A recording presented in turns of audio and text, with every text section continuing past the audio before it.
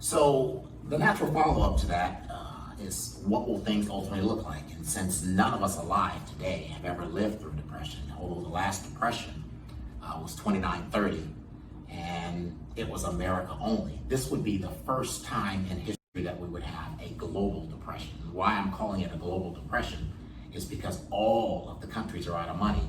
And I believe that's almost too obtuse for most people to digest. It's just too big to get their arms around. So we understand things in our country. We don't do a lot of spending time examining the issues of other countries. But COVID has taught us that what affects one place affects yet another place. For example, of that would be, say, the opening of activities too soon in Florida or maybe in Georgia. And people do travel, so they get on a plane and come to California. Or say the activities that are happening in Southern California or that have happened before in Southern California when the restaurants are open, yet they're serving outside.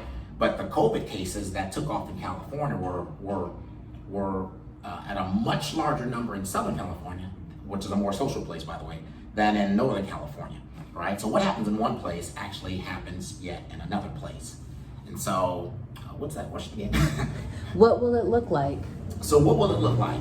Okay, so we haven't been alive to experience that, but some people are already experiencing what it looks like. And what that means are bread lines. What that means is no work.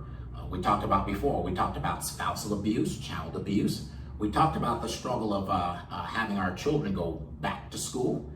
There probably won't be much back to school after this time. Once we learn that we can Zoom our way into school, we'll just have to find a different social outlet for the children. I'm not 100% sure what it looks like, but I do know that the price of foods will go up substantially. The price of everything, actually, with inflation, will go up substantially. What it looks like and what it means to you is that we've had 10 trillion pieces of paper issued, and so the paper has less worth. So what that actually means is that we have to take the money that we actually have and hang on to it. Another reason why the truth is not told, and that would send this panic, is that there would be a run on the banks and people would put their money literally under their mattress.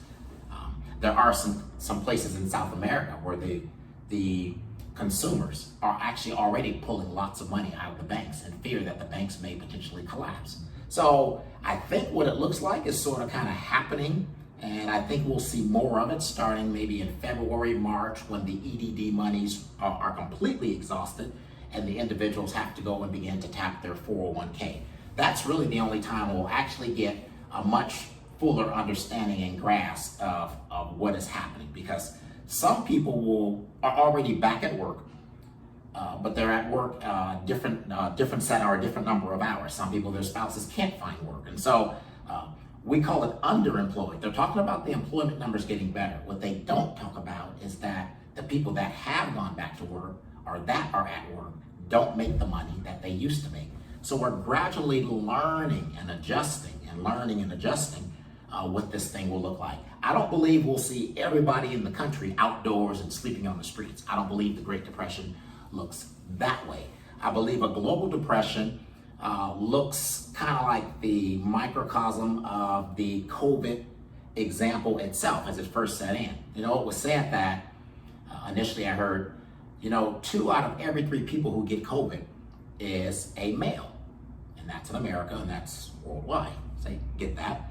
And 2 out of every 3 people who get COVID in America is Black or African American. Not all African Americans. Not all Black people are African American. Some people come from other places. But we call them Black or brown. Basically, people that are more economically disadvantaged. And we've gotten reasons or given reasons for them being more susceptible to the COVID, but those have been untruths. It's typically things that are underlying health conditions. It's a bunch of baloney. It's a bunch of bullshit, actually. But the reality of it is if you have less to deal with, it's like a friend of mine said many years ago, he said, life's like a shit sandwich. The more dough you got, the less shit you taste. So that being the example, that's the whole of life, right? So the people who have less money have less to work with and will be the ones that feel this thing more. So I happen to be kind of watching one of the news channels. I forget whether it's CNN, Fox, whatever the thing was, but I remember it panning through one of the hospitals, and then I had my aha moment. It's like 2 out of every 3 people is a male. Okay, get that? 2 out of every 3 people is Black, brown, right? So I see all of these legs in this hospital ward, and they're all dark legs. And I said, those look like the legs of men. And then I had my aha. 2/3 by 2/3 is almost 50%. It's like 44.44, right? So what that says to me is 5 out of every 10 deaths in the United States is a black male.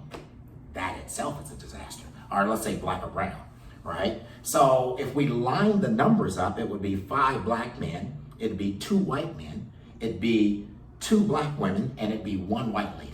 That's the way it would break out of every 10. So when you're talking about 200,000 people dead, you're saying 100,000 black men have just left America. No one's talking about that. So that's kind of what the thing will ultimately look like. The people on the lower end will get hurt the most, and that is disproportional. I mean, if there's 1 white female, and again, this is not a race issue, this is an is issue, right? If there's 1 white female, that means her partner or the male counterpart is twice as likely. That's already too much.